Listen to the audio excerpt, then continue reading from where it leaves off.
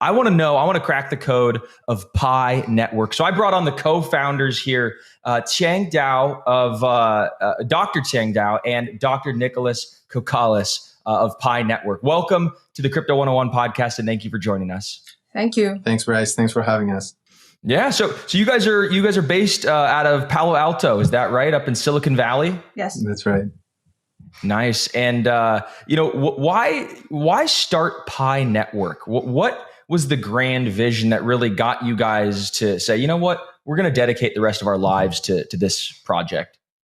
Well, Pi Network was started combining all our academic and personal interest. Nicolas is a hardcore computer scientist with expertise in distributed system, which is a precursor to one big component of blockchain. And I myself is a social scientist. So with the second half of my PhD doing human-computer interaction, that's where Nicolas and I collaborated on multiple research projects, studying how to build computer systems to scale and to be used easily by humans. So at the time that, when we were at Stanford exploring with the students, building decentralized applications, we've noticed that, in the industry, there is a big problem of, a lot of technology, but there is no good enough social network in order to build decentralized applications that allows a typical required process, such as user iterations. So this is combining our interests of distributed system, human-computer interaction, social computing, and also the excitement about building a large-scale human movement. This is where we build Pi Network. So is Pi Network like it's a digital currency, but it's also a social network, if you will, and so people could interact. Could you kind of walk us through, if somebody were to download the Pi Network application, what would they be expecting? So it's a digital currency in the sense that you can mine it, and you can mine it on the mobile phone directly. As part of the mining process, you contribute to the consensus algorithm. And it is also the entry point to the Pi ecosystem, where you can see and use different Pi utilities. Fantastic. And so what are some of the popular applications that you've seen people develop on the Pi Network, or maybe with the Pi cryptocurrency? Well, to start, there is a very important step for us to migrate our social network to our mainnet blockchain. And the key step is called KYC.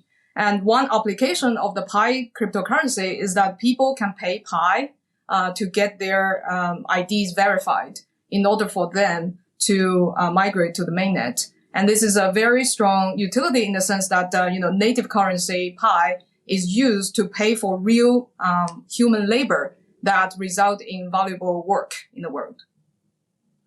And so people need to, so right now they have like a test net, and now there's a transition to the main net. And in order to get onto main net, you need to KYC. Can you kind of tell people maybe a little bit about why people need to KYC? And for those who don't know, who are listening, what is KYC? Okay. So KYC is generally known as a know your customer process. And a lot of, traditional businesses require KYC to, for compliance reasons, to know your customer, to know who you are providing the service to, especially financial related services, generally is required. And so Pi Network doing KYC is, for one, of course, as much as compliant as possible. Second is also for our own policy. For example, in Pi, we require one person per account. This means that this is one of the defense mechanisms of our network to prevent fake accounts migrating to the mainnet. So we are, yeah, and we're having this KYC solution. We needed to build it in-house for multiple reasons. Scalability is a big one of them. And scalability not only in the sense that we have a large network of people that spans across almost every country region in the world. And we are talking about tens of millions of people. And we couldn't find any KYC solution out there that could have solutions for every single country's IDs. Number one, about scalability. But also number two of scalability is that there's no currently KYC still requires some human intervention. So there is a lot of machine learning and AI algorithms that are helping with liveness detection and with identification of the IDs and understanding what's on the ID documents, but it still needs some human support. So any KYC solution we talk to could only scale to thousands of KYCs per day, like small amount of KYCs per day. But in our case, with such a vast network, which we are preparing for the next billion users, it couldn't scale with just the thousands per day. So, for example, we did our first million KYCs in a single month. So that wouldn't be possible. And there were almost 500,000 people involved in the process of verifying the first million or 2 million people who KYC'd. So that's a tremendously large number, especially when we talk about, crypto sort of networks. And, if you look at any of the DeFi apps, for instance, they have a few thousand users every single day. You look at some of these, decentralized metaverses, not pointing any fingers, not naming any names. Everybody's doing a great job. There's just not that many users on a day-to-day basis. NFTs, the volumes are down 99%. So my question to you is, man, how did you guys, grow to get, millions and millions of users? And what are kind of like the metrics that you guys have? Like you have 1 million users, you have 10 million users. And how did you get all these users?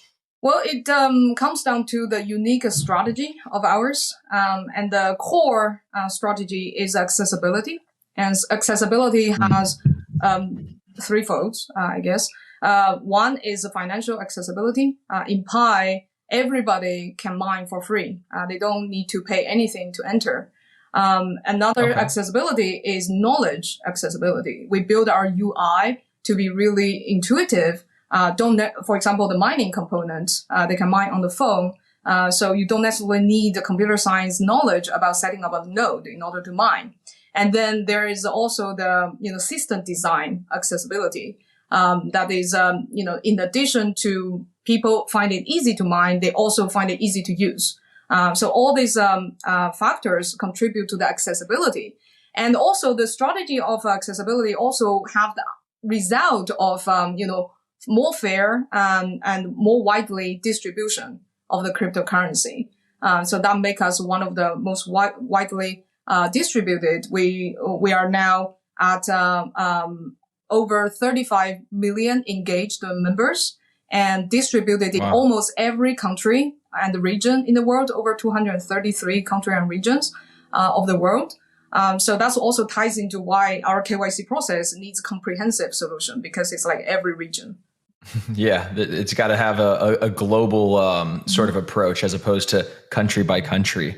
That's fantastic. And, so Pi Network, there's a cryptocurrency, there's a network, there's applications, there's millions and millions of users. What's next? We have the mainnet, but what are you guys trying to accomplish with mainnet? So a very special period, our strategy design is called enclosed mainnet. So our mainnet went live in this last December. We started our mass KYC, I think the first quarter. And then we are also in the process of migrating all these millions of people. The next is basically after migrating all these millions of people to the mainnet, we're building the enclosed network. Enclosed network means everything can be transacted within Pi, but cannot have external connectivity yet. The special design for this is to focus our attention to build utility and real utility without too much noises outside of the network. And of course, we acknowledge there are certain applications can only build with external connectivity, but there are internal enclosed type of utilities can be nurtured and built. For example, new type of social applications can be inside the enclosed environment to get it into the ecosystem to be a little more mature before we go to we call open network. Okay, interesting. So somebody downloads the app, they're mining on their phone, or are they staking, or is it like they're doing some type of hash or something like that? Okay, so your question is how does the Pi mining work? I guess your question, right? Yeah. So, mining, as people traditionally understand, is in the context of proof of work. When people think of mining, it's a lot of electricity, a lot of hashing. Okay. So, that's because proof of work require nodes to, spend, electricity to solve mathematical puzzles to reach a consensus. So it comes down to the type of consensus algorithm a protocol uses. Pi relies on federated Byzantine agreement, in which the consensus is reached not through burning electricity, but through a quorum, rely on a trust graph to rise from the trust graph. And inside the quorum, nodes send messages to each other, just like votes, in regard to whether a transaction is true or fraudulent, and help that reach consensus. Just by my description of how this mechanism works, these days any laptop can send messages to other computers. So the scale of the requirement for electricity is no comparison to the level that required by proof of work. This is the fundamental reason why Pi mining in the first place doesn't require electricity.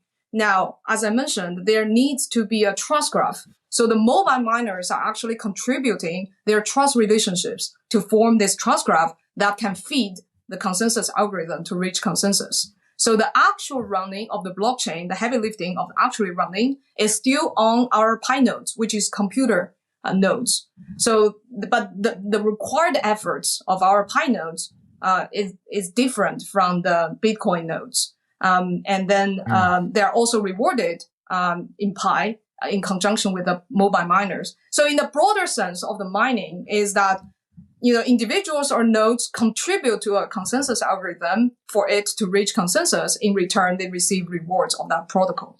You guys envision Pi Network ever interacting, or Pi Network users ever interacting with their Pi tokens on other chains, right? Is it going to be this cross-chain future with bridges or atomic swaps, or is it kind of going to be maybe like one blockchain to rule them all? What's your guys' view?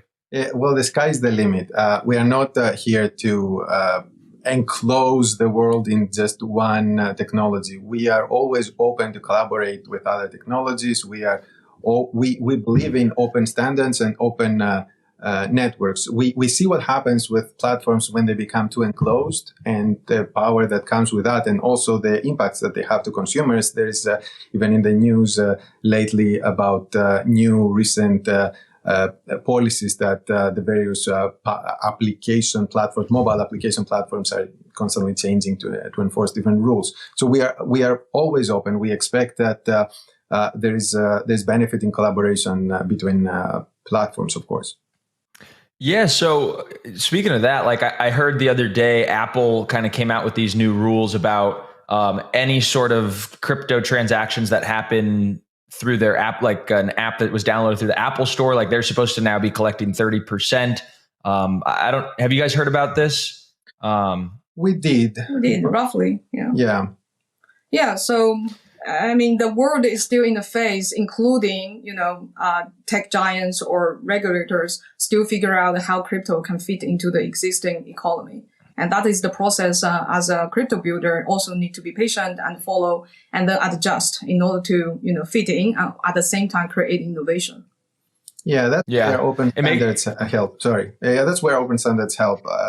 Being more accessible through the web, through technologies that are open helps push the ecosystem forward.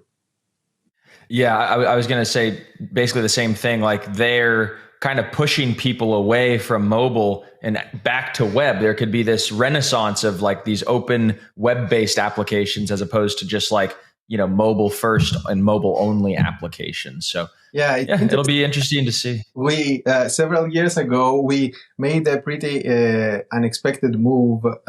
We are all about user experience and producing a better user experience for our users. But at some point we did something counterintuitive to user experience, which is we had the Pi app and we created the Pi browser. Where that is counterintuitive because it asks people to install two apps. So it's more complex. And that was several years before this recent announcements. So in a sense, we have prepared ourselves with what we think it would make sense to do, to rely more on open technologies, web browsers, and things that don't completely enclose or rely on single entities, to have a single failure point in the whole process. Are not limited only to one type of platform. Basically, we also have a testnet, or we also have a desktop, application. So. I see. Yeah. Yes. So many different access points for the application. Yes. And redundancy points to work on the web, to work on different infrastructures and technologies. Yeah. So tell me a little bit about your guys' experience as co-founders of a huge network through the bear market, because I'm curious. Just do numbers kind of start to slow down? Does work morale at the office kind of go down, or what's your guys' experience as a bear market builder? Well, I mean, from my perspective, bear market is not necessarily a bad thing for the industry. The bear market get rid of all the craziness and the noises, and force people to focus attention on, what is real, what is really useful, what is the real use cases of crypto. So I think this is the phase for real builders, and focus our attention to more substance. So bringing substance to the industry to get ready for the next wave of bull market. And as for Pi, we're basically shielded from that, especially because of our design of the enclosed network. Yeah, so the enclosed network by construction is shielded from any market conditions. So, for example, this KYC application that we have, where people need to spend 1 Pi to KYC themselves, and that Pi is split across all the people who are helping you to get your KYC validated. During the bull market, it cost 1 Pi to KYC yourself. During the crash, it still cost 1 Pi, and now during the bear market, it still costs 1 Pi. So it was completely unaffected. But how much is 1 Pi in dollar terms? No, we don't. We don't have that, and because that is unknown for the current period. Yeah. Well, and one thing to consider here, unrelated to the market conditions, is that as the base mining rate has been decreasing internally in the Pi blockchain, and it used to take you about 2 days to mine 1 Pi, and now it takes about 3 days to mine 1 Pi. So it is possible that down the line that the price for the KYC can go down to people who have to pay less than 1 Pi, but completely unrelated to the market. 1 Pi is attached to the value of all the labor people spend on validating this application. So you can't take the Pi out and send it to Coinbase and cash out. You can't. Okay, yeah, that's the point of the enclosed network. Enclosed network, yes. Wow, that's pretty interesting. And so, like, during the bear market, do you guys continue to see just as many people mine, or do people kind of lose interest and stop mining a little bit? No, we don't see any big difference. Completely unaffected. Yeah. And what is their incentive to mine? If the Pi network tokens don't have any monetary value, what's kind of the incentive for people to continue mining? Is it just because it's fun and there's a community and there's an experience behind it? Or because I always viewed the incentive for people to stake or people to mine is because they could earn an income from it. Yeah, I think it's more of we have the vision of building a utility-based ecosystem, and to really crack utility, it's not Rome is not built in 1 day, and to build a real ecosystem, you need a lot of infrastructure and you need a lot of attempts to try what it will stick and what is the real use cases. And along the journey, in addition to mining, we also educate our community about the way to achieve long-term vision. And also, in essence, our network is, free to join, to start, and more fair distribution. Unlike, many other conventional way in crypto that, tokens are sold, we never sold any token, and 80% are for the community and the network. So it's basically a more fair participation into this ecosystem to build the ecosystem together. It's not just, we are not just we provide the thing for the community. It's all, the core team is only one participant of the network, and every user and member and developer have their responsibility to contribute to the network to build. And this network and ecosystem cannot be built in one day. And that's the mentality and that's the spirit of Pi community. How long do you think it'll take? Is it like a 10-year, maybe a 20-year plan for this to kind of, come to fulfill the grand vision? Or is it closer than that? I think it's hard to say, but, for the next 3 or 5 years, I think even for the general crypto industry is to figure out and overcome a lot of obstacles for the industry as a whole and obstacles for a specific project. For the industry itself, it has knowledge obstacle. How do people perceive cryptocurrency and the industry? There's a lot of disinformation and misinformation. How do we remove those? And then there is also the regulation obstacle, meaning that we need more clear rules. There is also the application obstacle. What the meaning is that we need to figure out how crypto or blockchain based service can integrate with everyday people's life to create actual use cases and useful services so that people use it for its intrinsic value, not necessarily as only, an investment tool. So they are using. What would some of those applications or use cases be? Like if you could put that into some concrete examples. Yeah. So one direction that the Pi Network and I think the industry are trying to have innovation. In addition to all this DeFi, the very native blockchain applications is the social applications that integrate with cryptocurrency. I'm not just referring to NFTs or games, which is a booming vertical of the crypto space, but also like using cryptocurrency to integrate designing social applications, not just copycat of the Web2 type of applications, but using the incentive and disincentive systems of a cryptocurrency. Now you're at the time you can use the economic mechanism inside your app logic to create better content, to curate more high signal content than just in the information silo of machine learning. And you can also, use this cryptocurrency as a mechanism to motivate and mobilize and leverage the crowd wisdom. Just like our KYC application is an example of, leveraging the power of the crowd in order to scale certain services. Like this type of applications is, I think, for the next 3 or 5 years that the industry can explore, and it will have true innovation instead of a copycat of Web2 or just, very finance related, and to explore different type of verticals of applications and utilities. And this is what Pi is trying to do, given that we are already at the advantage of having a big social network to start with. Yeah. So what do you kind of think of Elon Musk buying Twitter? And I just asked this because he tweeted out and was talking about, he goes, myself buying Twitter kind of expedites the timeline for X, the Everything app. And the Everything app is supposed to have, a crypto wallet integrated with it, and work and play and social and all this kind of stuff along with payments. And it kind of sounds like that could be maybe even a competitor to Pi Network. Is that how you guys think about it?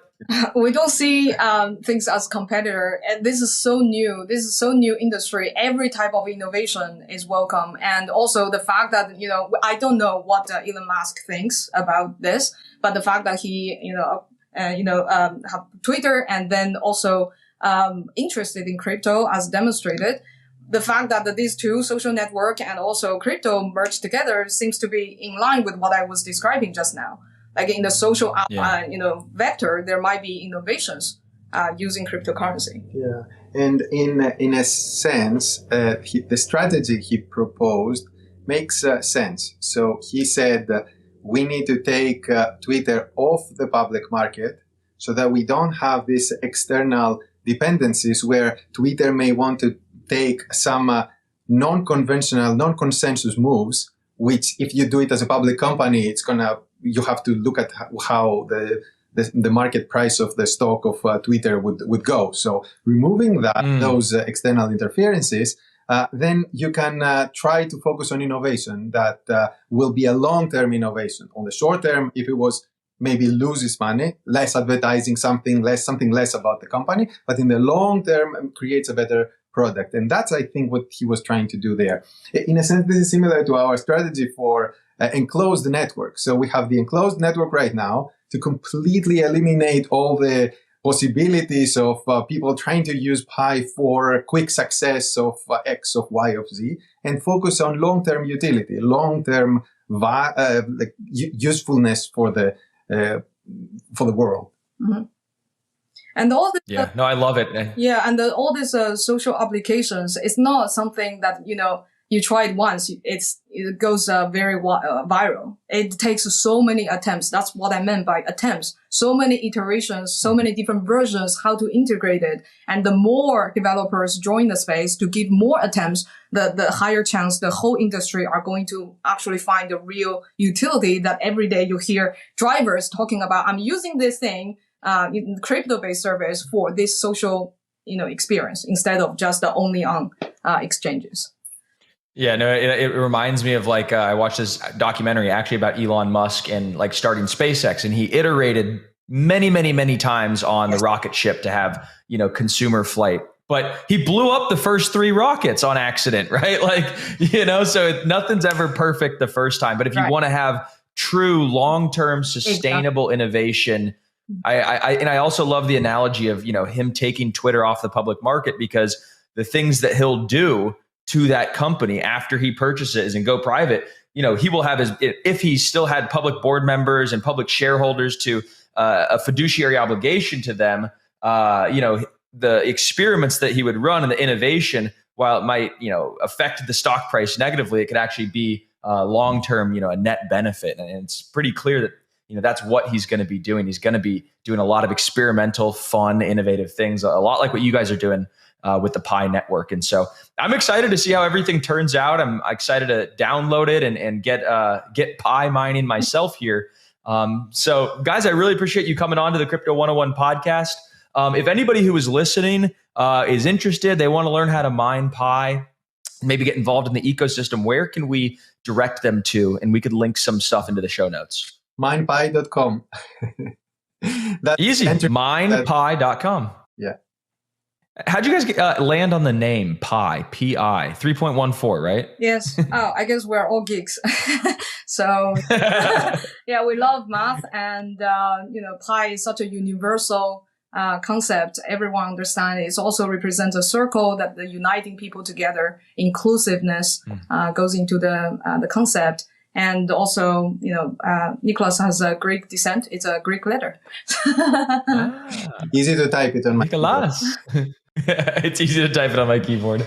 Love it. All right. Well, guys, thank you so much. We look forward to bringing you guys